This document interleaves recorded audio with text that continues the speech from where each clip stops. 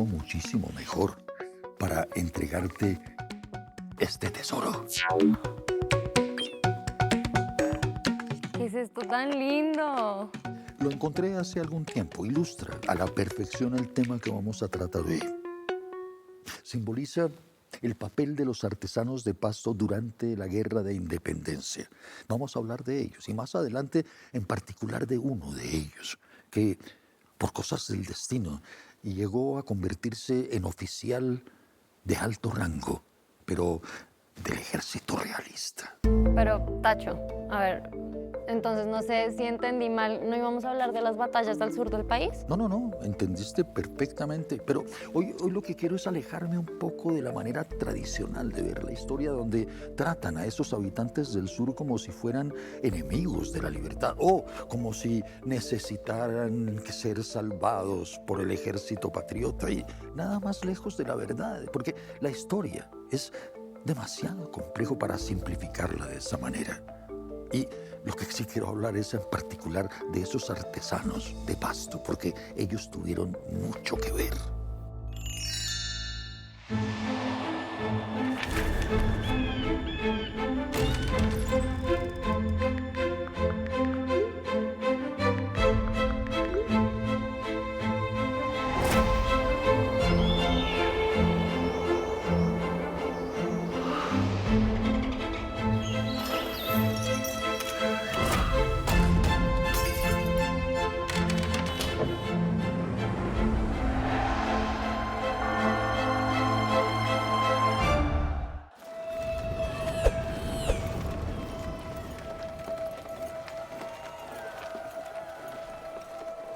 Tengamos en cuenta que desde antes de que se iniciaran las guerras de la independencia propiamente dichas, comenzaron ciertas rebeliones en prácticamente todas las colonias de América.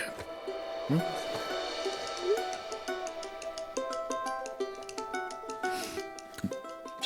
Sí, lo que dice Camila es absolutamente cierto. Esa inconformidad llevó a la creación de pequeños gobiernos relativamente autónomos, manejados por criollos.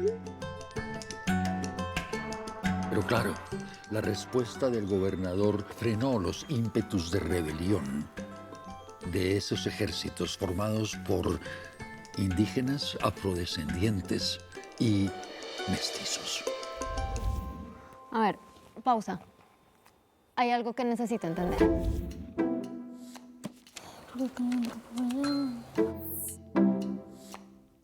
A ver, los criollos de Cali y de Popayán se querían independizar de la corona, pero para eso necesitaban un ejército. La opción que tenían era unirse tanto con los indígenas como con personas esclavizadas, pero tenían un miedo, y era que si les entregaban armas, ellos podían tal vez volverse en su contra y quitarles el control de sus territorios en la provincia. Cuando empezó el proceso de independencia, el gobernador de Quito quiso evitar esa confrontación entre españoles y patriotas. Pero necesitaba, por supuesto, armar un ejército. Para eso, les prometió a los indígenas rebajarles los impuestos que debían pagarle a la corona, y a los afrodescendientes les prometió darles la libertad a aquellos que se unieran a la causa. Sí, muchos aceptaron, por supuesto. En 1781 se llevó a cabo en la provincia de Popayán un censo. Querían averiguar cuántos habitantes había y cómo vivían. Descubrieron que 24 de cada 100 personas eran indígenas. 17 eran afrodescendientes. Y más de 30 de cada 100 personas eran de la clase popular, como ellos la definían. A ver, centrándonos en la situación de Pasto, está claro que la ciudad resistió a la llegada de los ejércitos patriotas y que en 1814 se enfrentaron con Nariño y lo encarcelaron.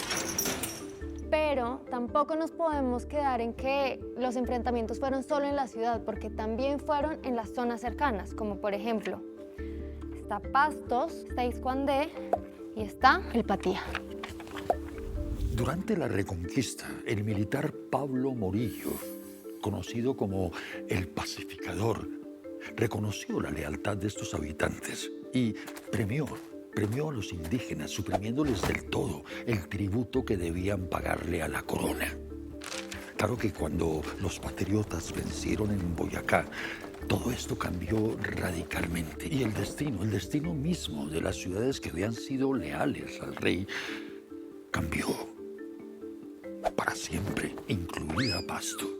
Es que si alguien lo ve con los ojos desde la historia tradicional, les va a parecer rarísimo que Pasto no apoyara a los patriotas. Sí, tienes toda la razón. Por eso, tenemos que enfatizar sobre el hecho de que las condiciones sociales en esa época eran muy complejas. No se trataba tan solo de tomar partido por uno u otro bando. Lo que pretendían aquellas comunidades era defender sus propios intereses. Y claro, veían mejores condiciones al lado de la corona con sus soldados bien uniformados que defendiendo la causa de los patriotas con sus soldados desarrapados. Pues es que ellos sí querían ser parte del país, pero necesitaban mejores opciones de vida para ellos y para sus comunidades. Exacto. Sí, además, tenemos que tener en cuenta la situación geográfica de esos territorios metidos entre montañas agrestes, ¿sí?, de muy difícil comunicación. Era toda una odisea llegar allá. Y también, yo no me había dado cuenta, pero Pasto queda entre Popayán y Quito, que apoyaban a los patriotas. Así fue, sí. Esa situación geográfica alteró profundamente los planes mismos de Bolívar.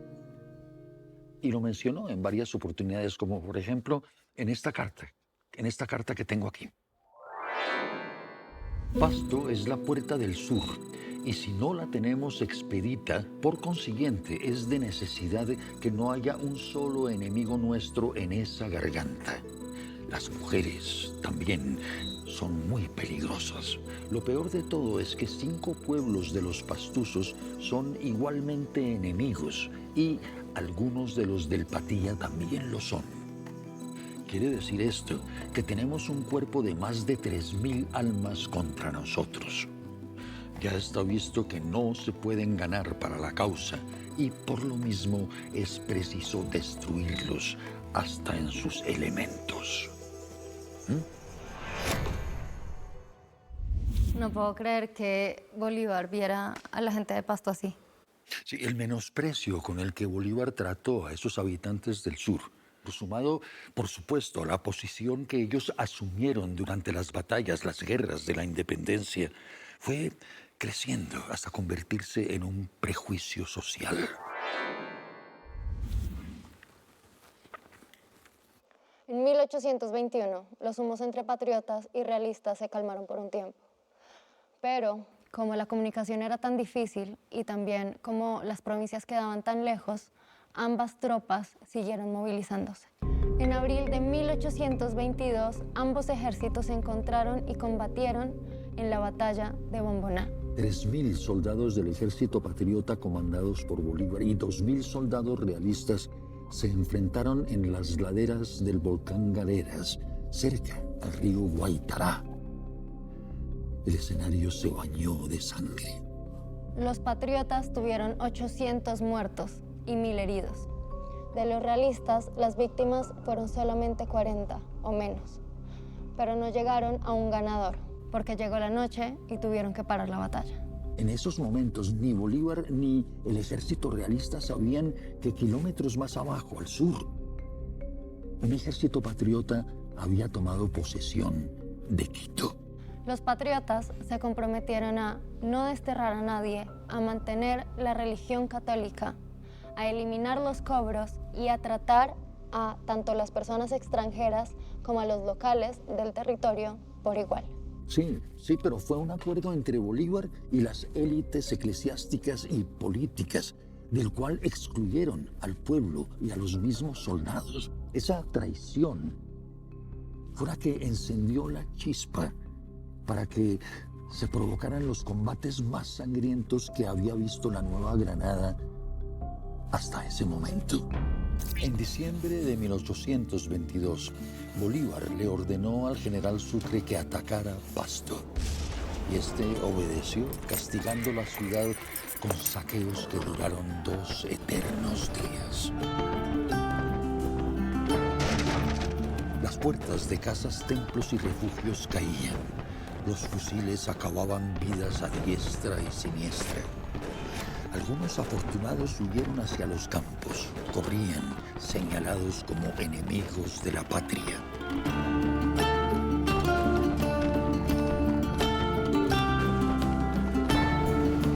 A los pueblos de esa zona, Bolívar les impuso el pago de 30.000 pesos de la época, dinero sumado a la entrega obligatoria de bestias y cabezas de ganado. Era el premio para su ejército libertador.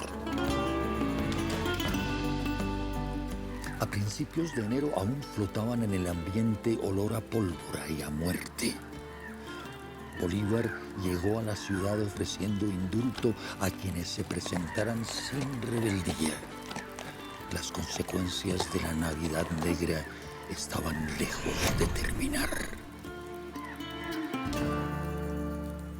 Y así, la ciudad de Pasto quedó anexada a Quito, porque desde allí la administraban mejor. Yo no tenía ni idea que Bolívar era así, o sea, no puedo creer que haya sido capaz de dar todas esas órdenes.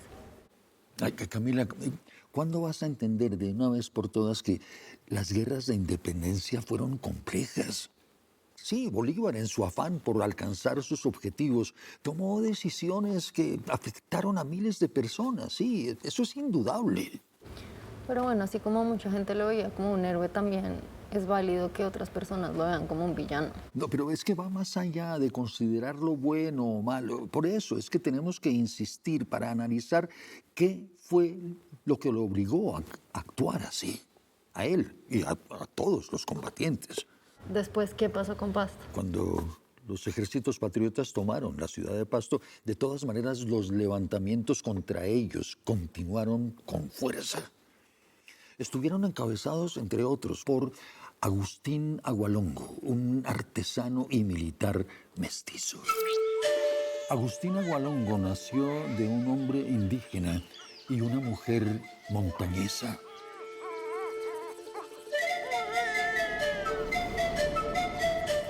Al cumplir 12 años sintió la marca de ser mestizo impuesta por la corona.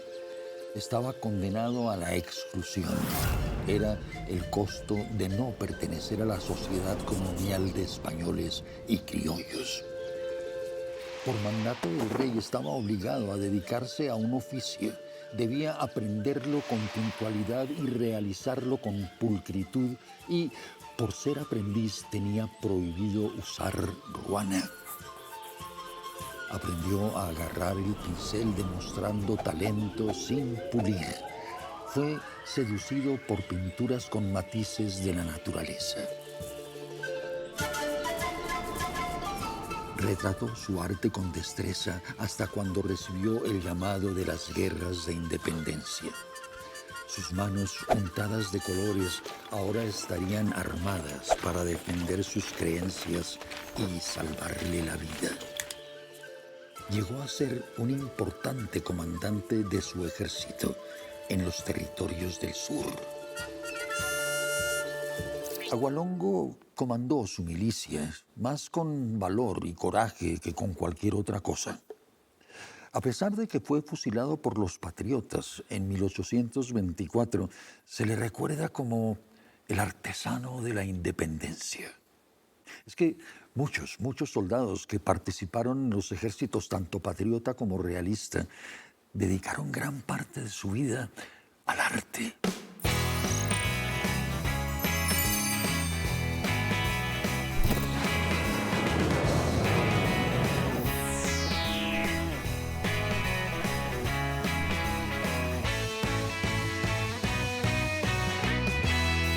Hola amigos, ¿cómo están? Bueno, estoy por acá mostrándoles Pasto porque les quiero contar algo que tal vez no muchos de ustedes saben, y es que en la época de la independencia este era un punto clave para los patriotas para llegar al sur. O sea que sí o sí tenían que atravesar por acá, pero ojo, lo que les quiero contar, si se dan cuenta, Pasto, la ciudad está completamente rodeada de montañas, una fortaleza de montañas. Y por acá, nuestro volcán Galeras. Entonces, en esta época obviamente tenemos la carretera, los carros para llegar a Pasto, pero en ese momento obviamente era mucho más difícil y lo que ellos tenían que pensar era cómo se atravesaban esas montañas para llegar acá.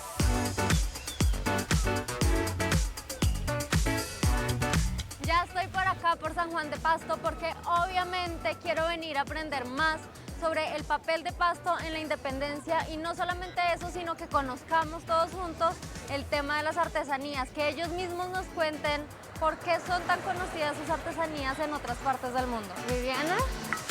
Hola. Muchas gracias de verdad por recibirme y por contestarme todo lo que te tengo por preguntar. Gracias a ustedes. Lo primero es, me gustaría saber un poquito más sobre el papel de Pasto en la independencia. Este territorio tenía una composición social muy compleja, derivada de una clasificación social de la población a partir de criterios de origen étnico y de clase. Hay que tener en cuenta que la corona española, a través de esa política de separación racial entre la población de origen español y la población indígena, buscaba de alguna manera más resolver los conflictos y definir, digamos, como una política frente a los conflictos que estos dos sectores tenían. Eso ponía de alguna manera a la población en una situación un poco incierta en la sociedad, ¿no? O sea, no estaban no eran ni blancos ni eran indígenas, que en el caso de, digamos, del indígena hay que tener muy claro que, digamos, su relación con la corona estaba mucho más clara que con el proyecto republicano. Aparte, también podríamos mencionar un poco como la construcción de ese estereotipo del pastuso, ¿no?, que sobrevive hasta nuestros días. Pero esa construcción es desde esos mismos instantes, ¿no?, cuando tanto los militares republicanos se quejan y dicen hay que acabar a los facciosos de Pasto. Cuando se dan las órdenes, entonces dicen no tengan piedad con los revoltosos. Empieza como a elaborarse un poco ese discurso, ¿no?, y esa idea en torno al habitante, ¿no?, al pastuso. Y entonces el hecho de que no haya, digamos, un proceso de mestizaje, pues de alguna manera también permite un poco comprender de qué lado iban a estar más las posiciones durante esa confrontación, ¿no? Y cómo se da, digamos, esa lucha por la independencia en Pasto y esta región está más vinculada con el proceso revolucionario de 1809 en Quito y obviamente enlazado con el proceso independentista de Perú. Y acá, ¿cuál era la importancia que tenían los artesanos y pues sus artesanías? Bueno, digamos, estos grupos, estos sectores tuvieron un papel de alguna manera preponderante porque estaban vinculados también, pues, de alguna forma a la actividad económica y comercial, ¿no? Algo muy característico, muy propio desde esa época era el barniz, ¿no?, que hasta ahora se conserva. Mi nombre es Gilberto Granja, nacido aquí en la ciudad de Pasto. Trabajo esta artesanía del mopa mopa o barniz de Pasto. El significado para mí de trabajar esta artesanía fue como, digamos, que me enamoré de este oficio, me sacrifiqué y he logrado, digamos, salir con mis trabajos a otras ciudades. Hola, Camila, Oscar. ¿Qué tal? bienvenida. ¿Cómo estás? Muy bien, gracias. Sigue. Gracias. Adelante. ¿Por aquí? Sí, Camila, bienvenida. Gracias. Por acá, aquí está el Buenas. maestro Gilberto. Maestro, mucho gusto. Viejo, ella es Camila Muchas y el maestro gracias. Gilberto. ¿Cómo estás? Bien, bienvenida. Estamos Está haciendo estirando el con- material, entonces... Quiero que me ayude a estirar una lámina. Eso está caliente. Sí.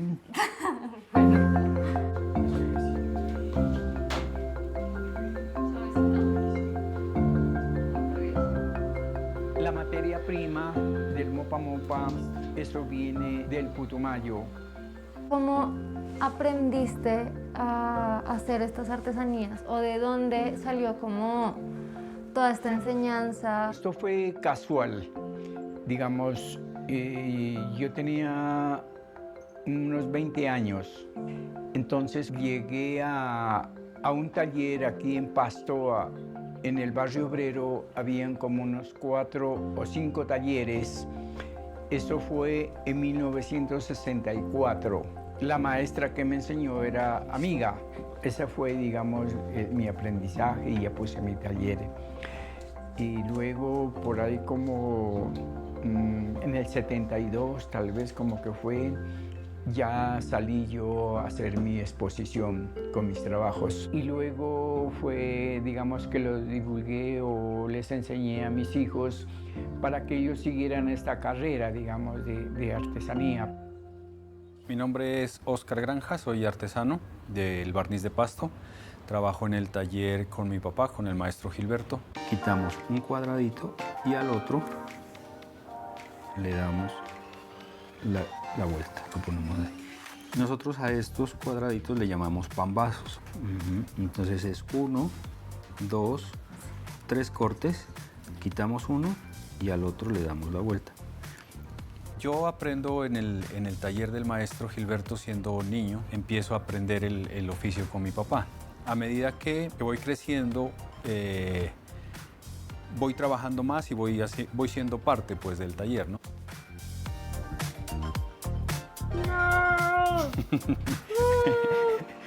No olvidemos asentar donde vamos a hacer el corte, justamente por eso. ¿Por qué crees que es importante mantener estas tradiciones, por ejemplo?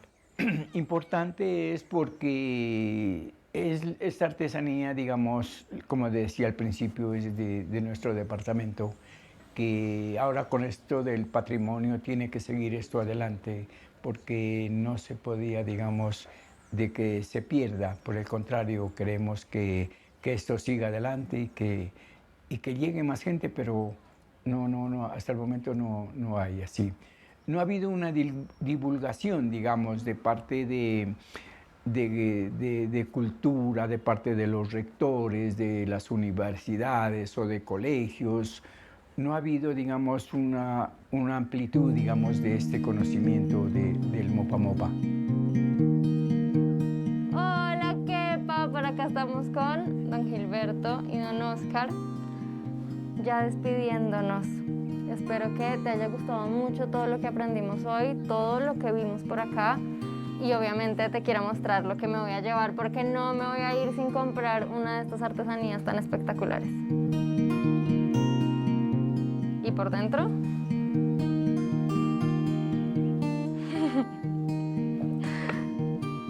La verdad es que es para ti, es un regalo. Kepa, bueno, me vine para acá, para la iglesia de Santiago, que es precisamente la que ves acá atrás, porque hay un dato muy importante que me comentó Viviana que creo que nos puede servir para la investigación y para que también las personas conozcan. Y es que en esta precisa iglesia muchas personas se tuvieron que refugiar durante la Navidad Negra. Esos lugares como la iglesia de San Francisco guardan la memoria de nuestra nación. Es importante que recordemos la historia para dejar de juzgar, para dejar de estigmatizar y no repetir los mismos errores. Ahora lo que yo quiero saber es lo que conoce la gente. Entonces quiero ir a preguntar en las calles a la gente de Pasto qué otras cosas tal vez tiene para contarnos y qué cosas nos puede responder.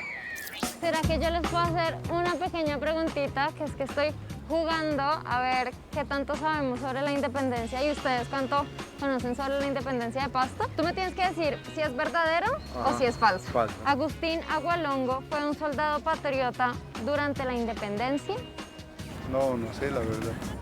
Falso, porque en realidad, bueno, Agualongo Él era un artesano, era más artista, pero luego prestó servicio militar hasta llegar a coronel. La independencia en Colombia comenzó en 1810 y finalizó en 1819. No.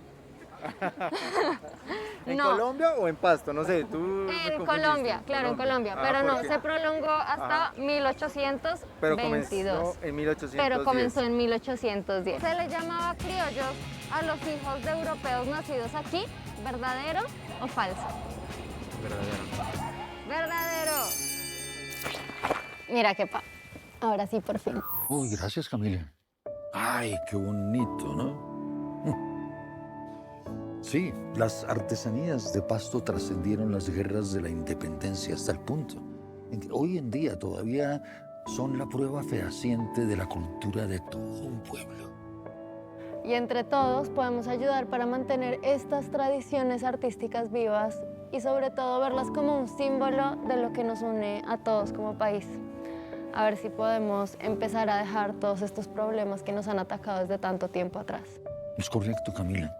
Y, insisto, el camino para lograrlo es analizar más a fondo la situación, cómo vivían esas personas hace 2 siglos y tratar de entender mejor por qué decidieron defender sus propios intereses antes que unirse o no a la causa patriota.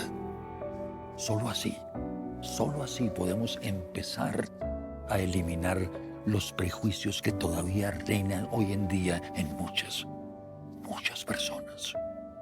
Y también eliminar la estigmatización de esta zona del país. Sería ideal.